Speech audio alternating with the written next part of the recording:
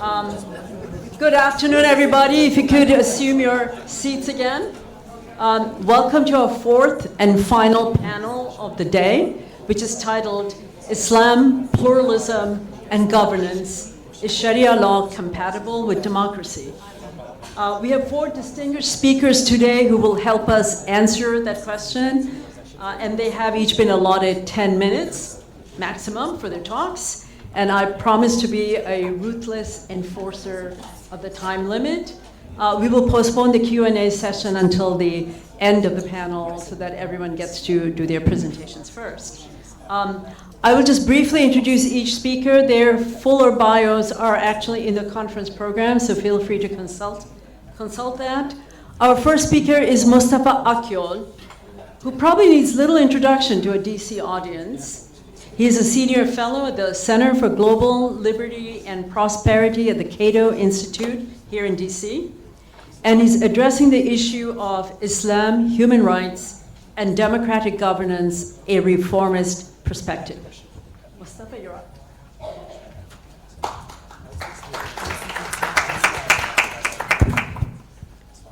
Thank you so much, dear Asma, for this. Good afternoon, and assalamu alaikum. And thanks so much to MPAC and Center for the Study of Islam and Democracy for their continued great work on this very important issue in our day and age. I think from the very title of this conference, we can sense that we're not in a very uplifting phase in human history. I feel like we're in a soft version of 1920s and 30s, to make a historical comparison. Hopefully it will end up softer. And that is because the values we share, I mean, democracy, human rights, freedom, they are being rolled back in many parts of the world, including the countries, most of the countries in which we thought they were firmly established. The Middle East, which is very, of course, important for us, is in very bad shape. Terrible wars, pains, dictatorships. There are hardly any good news. But in my view, there was one silver lining in the Middle East in the past few years. And we heard about it already, but I'll come back to it. And that came from Syria.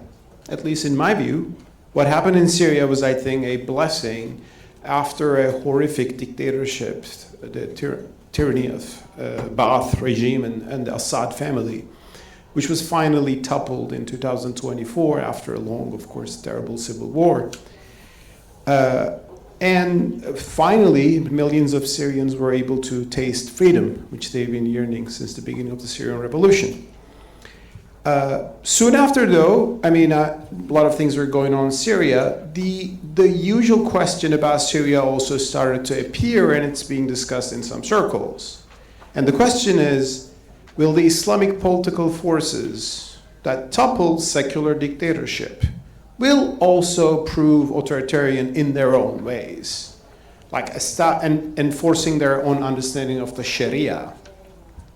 And that is sometimes a boogeyman used by secular dictators most of the time, but there are some grounds for it sometimes, and we just heard about it in Afghanistan. In the most extreme case, Taliban came to power and enforcing its own very narrow interpretation of the Sharia. By the way, a note on that, Taliban doesn't allow girls to go to school, as we heard, and they're the emirate of Afghanistan. Just briefly, I want to remind them, this question, whether girls should go to school, was actually solved, already figured out by the caliphate, a higher authority than them. That is the Ottoman Caliphate. Sultan Abdul Hamid II, he was asked, should girls go to school? He said definitely yes, and the Ottoman Empire opened many schools for girls. So the issue was resolved already in the late 1900s, but anyway, that's just a side note.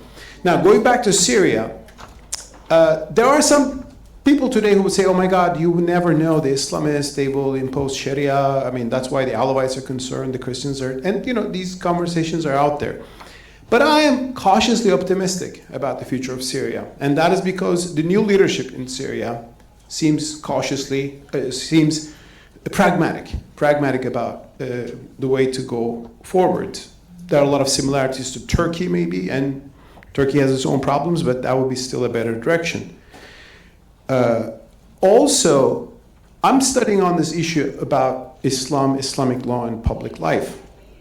A conversation that President Ahmed Hussein al-Shara, when he was yet known as al-Jolani, had back in Idlib in 2023 that was very interesting. And I captured that, and I actually mentioned that in my book, No Compulsion in Religion, No Exceptions. This great book in which we have a great team of scholars, including great Asma Afsaruddin, who's of course with us today, has written chapters on Islam and human rights.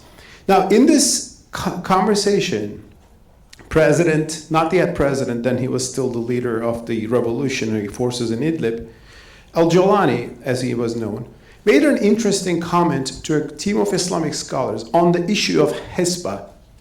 Now, what is Hisbah? It's a traditional name given to police forces in Muslim societies, but at times became also involved in what we call religion police today. And we've seen examples of that. In Saudi Arabia, Mutawwa was a Hisbah force, and they were forcing people to go to prayers. They were forcing women to wear the hijab, and the Taliban does an extreme version of that today. He said, though, there are problems about Hisbah in our understanding, in our tradition, he said. And I quote, "The government does not have the right to impose worship on people because we do not wish to turn society into a hypocritical society, one which, if people see us, they pray, and if they don't see us, they do not pray." So basically, he was reminding a key fact about religion, any religion, including about Islam, is that religious practices should come from the sincere will of the believer to practice them in the first place. People should pray because they want to, because they believe in doing that. If you do it by government power, if you impose them, there's no meaning in that, and that creates a hypocritical society. Now, so he was making an argument for religious freedom because religious coercion is not good for religion itself. Now, this is one argument we discuss in our new book, No Compulsion in Religion, No Exceptions. You can download it as a free PDF on the Cato Institute website. And we, of course, refer to the famous Quranic verse, no compulsion in religion, la ikraha fid din. But we add no exceptions, or bila istisna. Why do we say that? Because some traditional interpretations of the Quran consider this verse as abrogated. Most other interpretations consider it only about entering Islam, only for people of the book not to be forced to convert into Islam, which was, of course, actually a very good thing in the medieval times when people were forced to convert to religions all the time. So this allowed Jews and Christians to preserve their religion. But in the book, I show that, especially in the Ottoman traditions, there are views of this verse also being implemented within Islam as well. So different Islamic interpretations should not be forced upon each other. Now, I think this is the way to think about the controversial issue about Islam that is going on around the world today, is also in this town.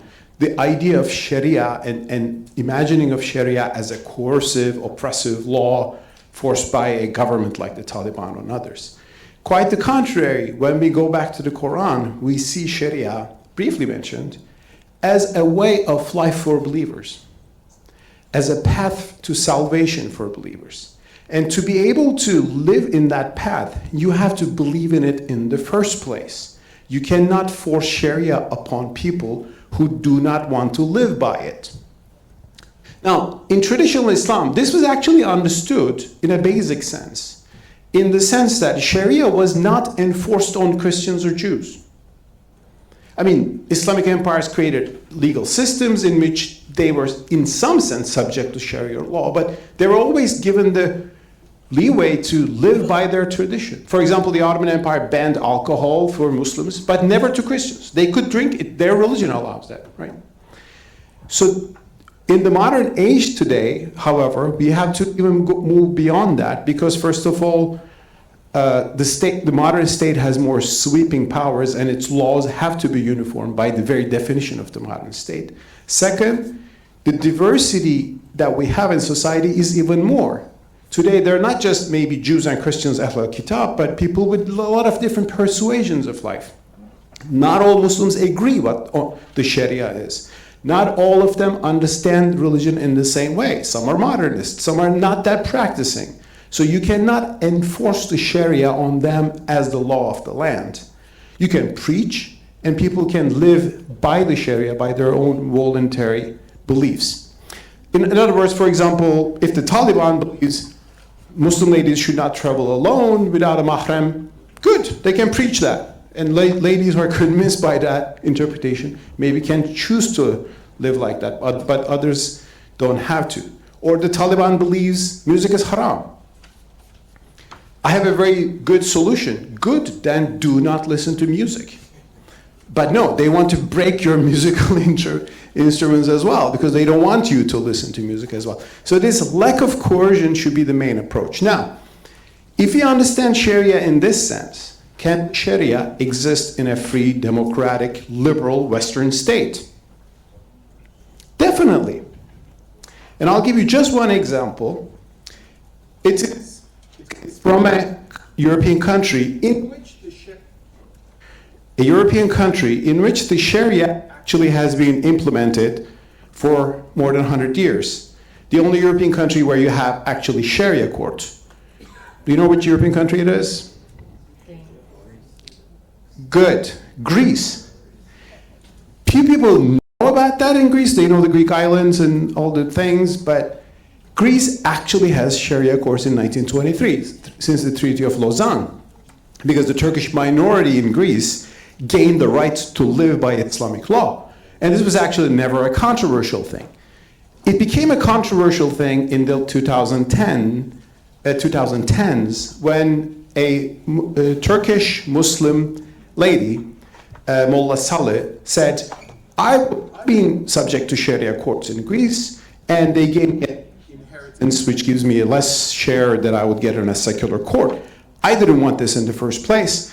Then the European Court of Human Rights intervened, and they said she should have the right to opt out as an individual, although there might be still courts. And the Greek government made a reform accordingly. So today in Greece, if you're a Turkish Muslim, you can go to a Sharia court and get inheritance or divorce according to your persuasion. If you think their jurisprudence is too outdated for you, or you want to go to a secular court for some other reason, you can do that as well. So that is Sharia without coercion. And I think that's the right way to go. And I think we have the basis to do that from the Quran, from the Quranic perspective, where la ikraha fi din, no compulsion in religion, has been a cornerstone of the very theological understanding. I think I finished my time. Thank you so much for your attention.